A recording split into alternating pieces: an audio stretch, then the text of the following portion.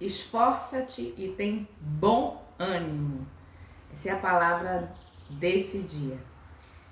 Nós estamos dando continuidade àquilo que nós iniciamos ontem, a falar um pouquinho sobre Josué. E hoje Deus, ele levantou assim no meu espírito um desejo muito forte de refletir um pouquinho sobre coragem, sobre as batalhas espirituais que nós precisamos vencer todos os dias neste século, nessa estação e nesta geração. Então, se você é uma pessoa, uma mulher, um homem, qualquer pessoa, porque qualquer pessoa pode passar por grandes batalhas espirituais. Inclusive, eu quero já deixar registrado que as crianças sempre tiveram inseridas no meio de uma batalha, mas nos dias que nós vivemos, existe um ataque muito forte para essa questão da batalha espiritual que atinge os nossos filhos, as crianças da nossa comunidade, da nossa casa e da nossa igreja. Então, se esse conteúdo ele faz sentido para você, você conhece alguém que passa por um momento de batalha espiritual, talvez esse conteúdo seja interessante. Se você não é inscrito nesse canal, muitas pessoas assistem, não são inscritos, se inscreve. Durante esse mês de setembro nós estaremos trazendo temas variados de família, principalmente para tratar a nossa casa e a nossa família. Você entender que conhece essa pessoa que precisa dessa orientação, então sinta-se à vontade para compartilhar este conteúdo. Então vamos refletir um pouquinho sobre aquilo que Deus tem colocado no nosso coração nesta manhã. Ontem nós iniciamos com essa palavra de Josué, que está no capítulo 1, no verso 7, diz: tão somente esforça-te e tem bom ânimo, para teres cuidado de fazer conforme toda a lei que meu servo Moisés te ordenou, e dela não te desvie nem para a direita nem para a esquerda, para que prudentemente te conduzas por onde quer que andares. E aí Deus, ele começa a dar uma orientação para Josué. E a orientação que ele dá para Josué é exatamente essa: esforça-te e tem bom ânimo. Existe um esforço humano que é natural do ser humano. Mas existem momentos na nossa vida que nós vamos precisar de apoio, um esforço maior, algo vindo de Deus. É como se fosse uma carga maior da presença de Deus, da idade, de algo maior que às vezes nós não entendemos, mas que nós vamos no meio da batalha precisar. E para entrar nesse assunto, eu vou compartilhar um testemunho breve. O meu filho, ele teve um sonho que ele lutava com uma aranha. E nessa luta com a aranha, ele disse que ele acordou, ele esmagava a aranha na parede com a costa. Só que ele não sabia que ele tinha sido ferrado, eu acho que é ferrado ou picado, não sei a palavra certa, mas você sabe, pela aranha. E aí o que aconteceu? Dias depois ele começou a adoecer, aí pegou uma virose, ele ficou no estado de adoecimento tão grande que a gente nem entendeu. Aí a gente começou a dizer: nossa, vamos pro médico. E já era uma noite, já era tarde da noite, acho que era no final de semana, um domingo, eu não lembro ao certo. E ele começou a ficar ruim, e aí o que aconteceu? E eu peguei: não, vamos agora. Ele disse: não, se até amanhã de manhã eu não estiver melhor, a gente vai. Ok, tudo bem. Eu disse: então nós vamos orar. E nisso nós fizemos 3 dias de oração. E nós oramos aquele primeiro momento de oração, nós não entendíamos o que estava acontecendo. Nós estávamos orando, clamando, declarando, profetizando, tudo pela fé no nome do Senhor Jesus Cristo. Porque nós entendemos que é pela fé que nós fazemos e realizamos todas as coisas. E a fé no nome do Senhor Jesus Cristo. Então, o que aconteceu? Na primeira noite, o estado dele ficou assim. Ele não conseguia andar, sair do quarto e chegar na cozinha, porque ele ficava cansado, num estado assim de não conseguir de fato caminhar. E aí, quando foi no segundo dia, nós voltamos a orar. No segundo dia, o Senhor revelou para ele mesmo que na hora que ele esmagava a aranha na parede, ele tinha sido picado pela aranha, ferrado, eu não sei nem qual é o nome. E o que ele estava sentindo era o veneno da aranha. A gente estava orando e o Espírito Santo deu essa clareza, esse entendimento. E o veneno da aranha estava tomando conta do corpo dele. E naquele momento que o Senhor deu discernimento, nós começamos a entrar em batalha. E começamos a declarar em nome do Senhor Jesus Cristo. E fizemos um momento assim realmente direcionado para o problema em questão, que era uma questão espiritual. E a partir disso, e aí eu orei numa água, dei para ele beber e disse, Senhor, que na hora que essa água entre no corpo dele, ele possa ter o sangue limpo. Ok, nesse mesmo dia, ele ficou bem.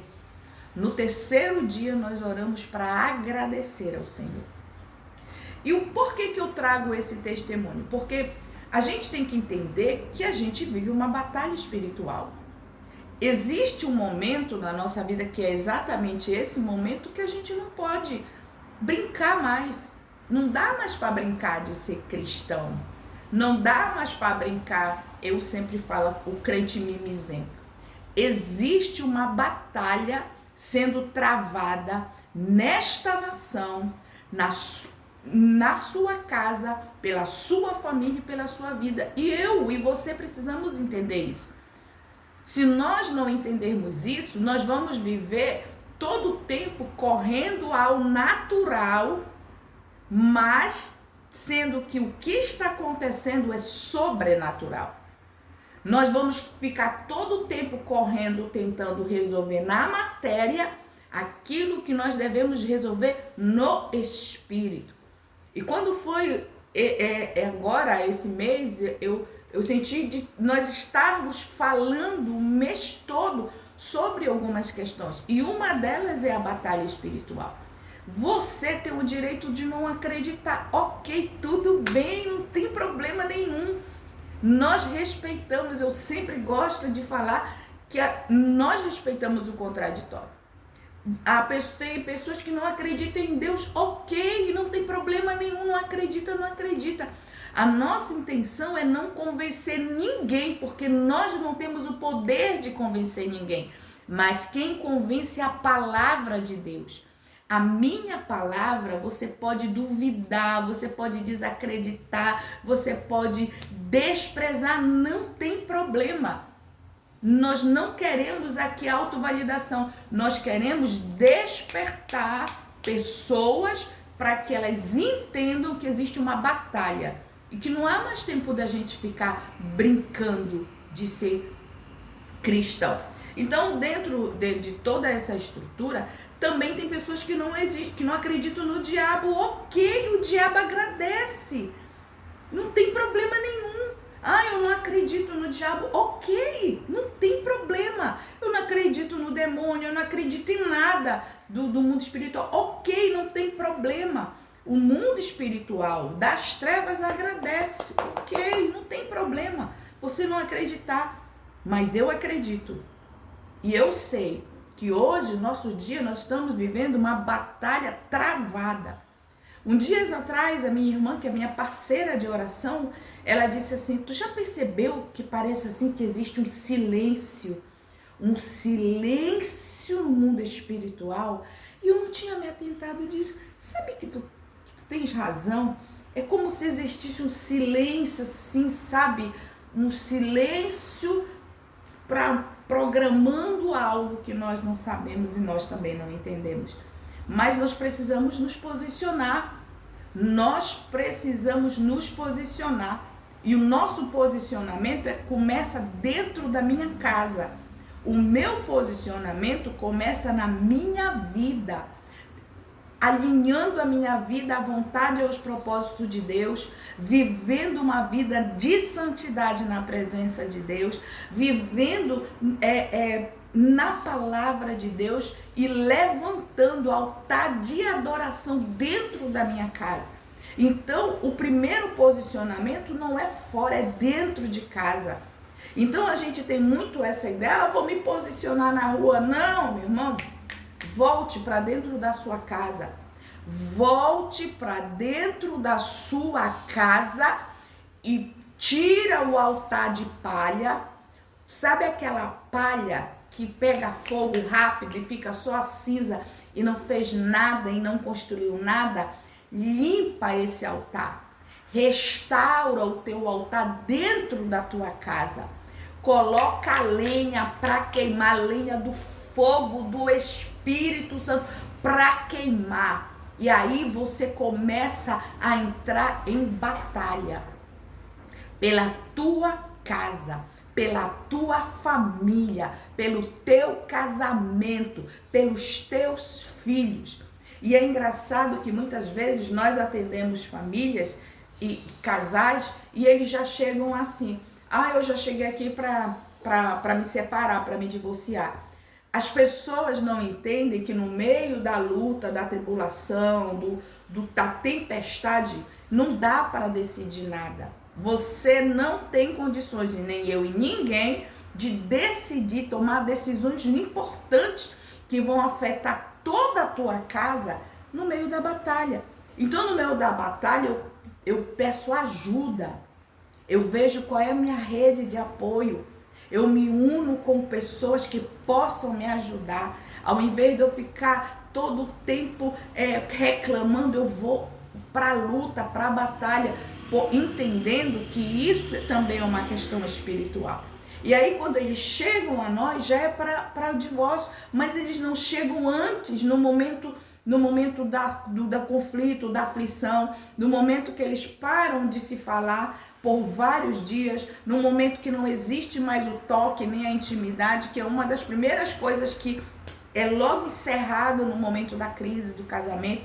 E aí as pessoas não têm entendimento que essa crise não é só do casal.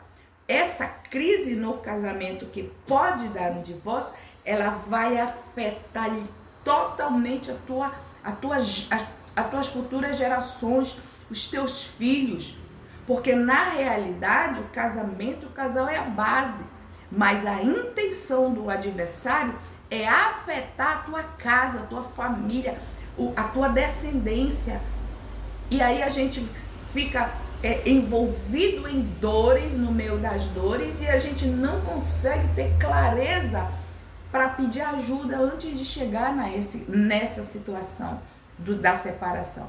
Muitas vezes nós não temos esse entendimento.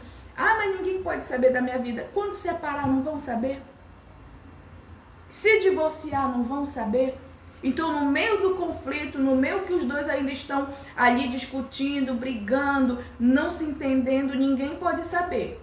Mas quando separa, não vão saber. A gente percebe que existem coisas que o inimigo coloca na nossa mente. A mente é o principal campo de batalha, gente. Entenda que isso aqui é campo de batalha. E aí o inimigo começa a colocar uma vergonha. No sentido, mas ninguém pode saber da minha vida. Obviamente que você não vai procurar qualquer pessoa. Procure pessoas que você confie. Homens e mulheres idôneos na face da terra, porque existe sim.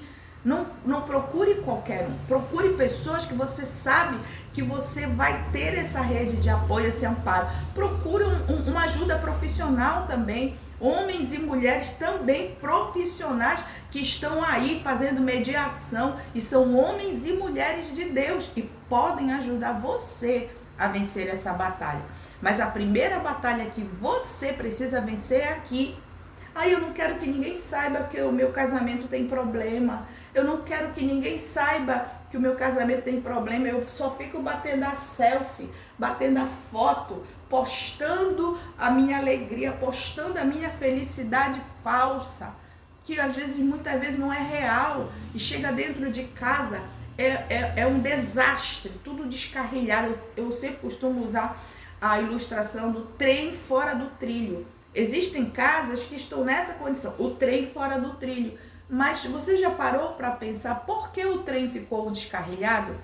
Por que chegou aonde chegou? Por que esse trem ficou fora do trilho? Eu gosto de uma frase de Lacan e eu uso muito, porque é muito comum a gente ter a síndrome de Adão.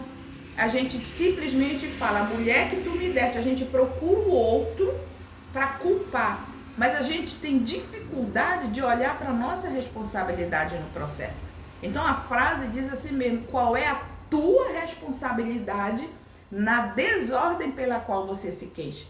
Porque se existe uma questão que envolve dois, os dois têm responsabilidade. Obviamente que tem situações que pesa mais para um lado de um, mas os dois têm responsabilidade. Então, o que eu preciso que você entenda? Que a batalha que hoje talvez você passa no seu casamento, a intenção é atingir você para atingir os seus filhos. E a gente precisa ter esse entendimento, precisa ter essa clareza. É muito comum nós vermos casais se separando. Gente, eu vou ser sincera aqui para vocês, eu vou falar por bobagens, por mimimi. Parece que separar virou moda. Parece que separar virou status. Eu sou separado. E sabe o que é o pior? E isso eu posso falar porque eu acompanho. A pessoa sai de uma relação, ela leva toda a bagagem dela de feridas, de problemas para a nova relação e ela também vai sair dessa relação. E é por isso que existem pessoas que vão de relacionamento em relacionamento, justamente que é para... Não tem uma base, não tem uma estrutura, não tem uma construção saudável. Aí essa pessoa, ela segue de relação em relação, buscando no outro o que na verdade falta nela. O que na verdade, a lacuna que falta nela, nem ela mesma sabe o que é. E aí o que acontece? Muitas vezes, e na grande maioria dos casos, é falta de Deus. Em outros casos, a pessoa até é sincera, ela tem ao Senhor, ela busca o Senhor e ela não consegue entender esse processo. Aí são áreas da vida que precisam ser investigadas, de traumas, de feridas, de sentimentos que a pessoa tem que ela não consegue vencer. Mas isso é um assunto para um outro momento. Hoje nós estamos falando sobre batalha, sobre guerra espiritual. Se você ainda não se atentou, eu quero despertar para que você se atente. Nós estamos no meio de uma batalha. A batalha espiritual, ela é real. Ela está rodando no mundo, no Brasil, na nossa casa, na nossa família, na nossa vida.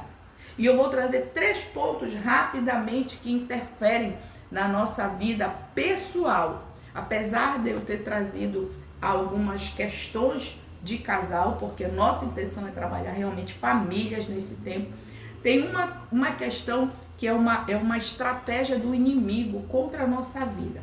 E uma delas é o cansaço. Você já reparou que nós somos a geração mais cansada de toda a história? Pois eu quero dizer que é.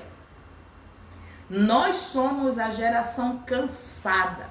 E o que acontece nessa questão do cansaço? As pessoas dormem e acordam cansadas. Existe uma questão física? Pode existir. Existe uma questão emocional, mental? Pode existir. Mas nós estamos falando de questões espirituais.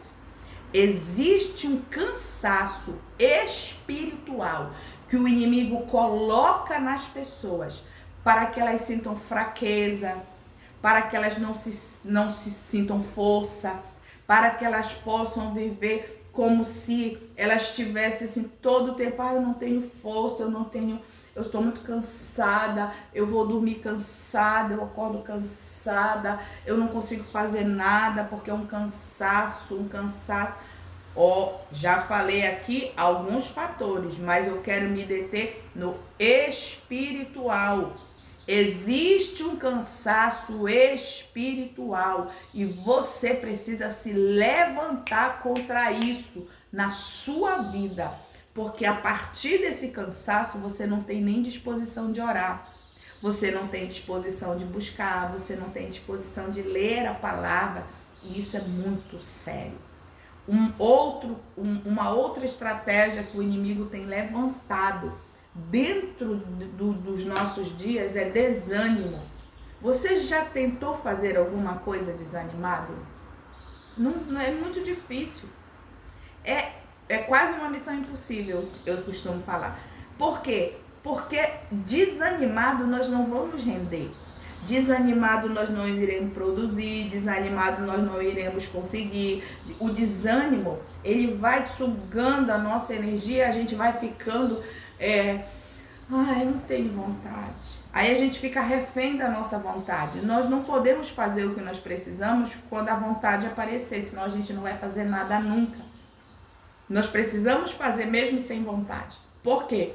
Porque a consciência, a responsabilidade, elas me levam para realizar aquilo que eu preciso mesmo sem vontade. Então, desânimo é uma estratégia do inimigo que ele tem usado nesse tempo. Eu não posso dizer se ele usou em outros tempos, mas acho muito difícil não ter usado, porque na realidade, eu fazendo uma pesquisa, desde o início da criação, os modelos do inimigo sempre são os mesmos. Mas a gente vai trabalhar isso em um outro momento. Porém, eu acredito que eles devem ser mais trabalhados. Então, o desânimo é uma estratégia do inimigo para fazer você não entrar na batalha. Tem uma outra estratégia do inimigo também que ela é muito comum, tristeza. De repente, existe a tristeza, né? Tô com uma baixa de vitamina, uma energia fraca, ok, eu não descarto nada do físico, eu não descarto nada emocional, eu não descarto nem um adoecimento mental da mente, uma questão de saúde mental, eu não descarto. Mas eu quero deixar claro que nós estamos trabalhando, não estamos trabalhando alma, estamos trabalhando espírito. Nós não estamos trabalhando terra. Eu gosto de deixar muito claro para que não haja confusão. Nesse dia nós estamos trabalhando, não é as questões terrenas, espirituais que nós estamos falando. Então entenda no seu espírito o que você precisa fazer. Nós estamos falando de questões espirituais que vão influenciar diretamente na terra. Então, uma tristeza que existe, que ela é espiritual. Do nada você começa a se angustiar, você começa a ficar triste, e aí você vai dias, horas, dias, meses e anos triste, achando que isso é natural. Não é natural. Entenda que as emoções, elas são como uma montanha russa, naturalmente. Uma hora você está triste, uma hora você está alegre, uma hora você está animado, outra hora você está desanimado, e tudo bem, não tem problema.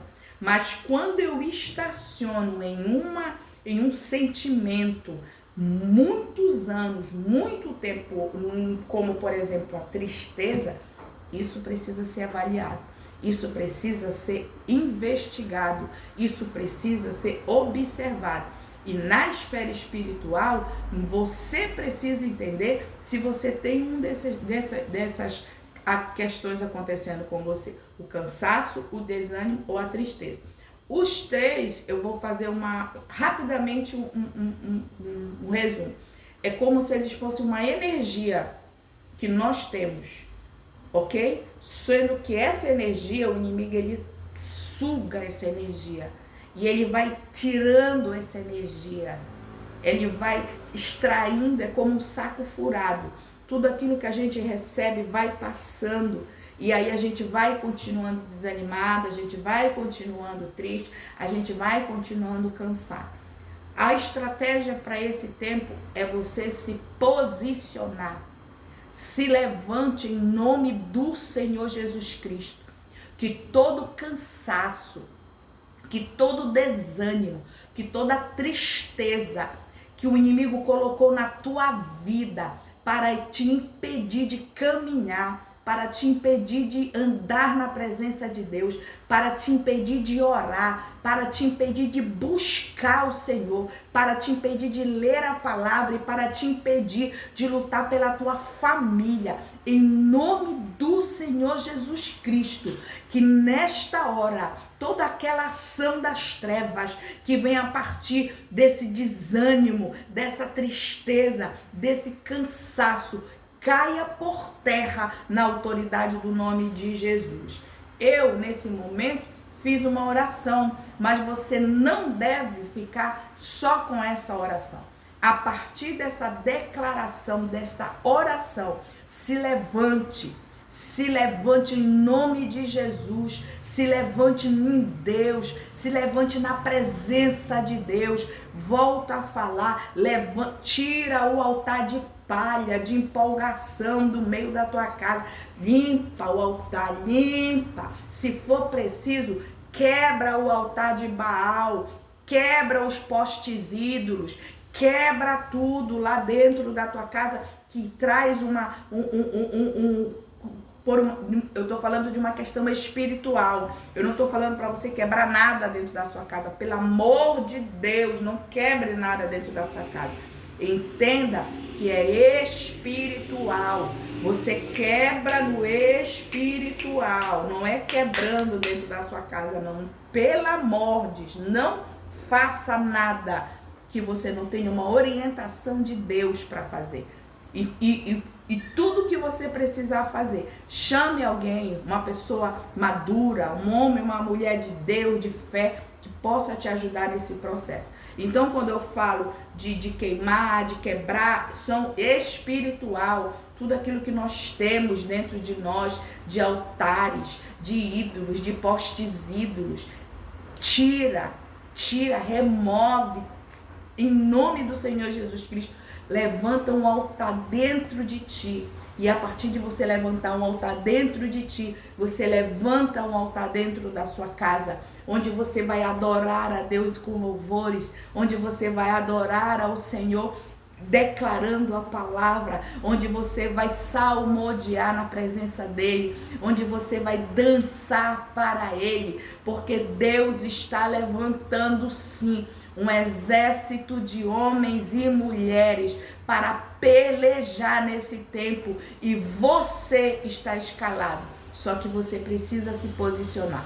Então lute contra essas estratégias do adversário, se revista pela fé em nome do Senhor Jesus Cristo, ajusta as tuas armaduras espirituais, as armaduras de Deus na tua vida, renova a tua vida, APQ, tá? Confessa, confessa e deixa, busca a presença de Deus, pede renovo para o Senhor, porque Ele está nesse tempo levantando esse exército, e eu vou repetir para que você não esqueça, e você faz parte deste chamado de Deus, deste propósito de Deus, de levantar homens e mulheres para ser realmente combatentes e guerreiros na terra.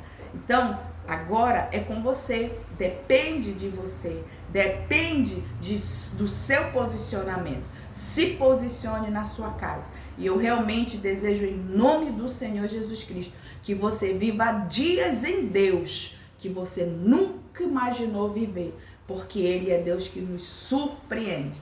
Deus abençoe tua vida, tua casa, a tua família, em nome do Senhor Jesus Cristo. E se assim o Senhor nos permitir, amanhã nós estaremos novamente aqui falando um pouquinho mais das nossas experiências. Fica na Shalom de Deus.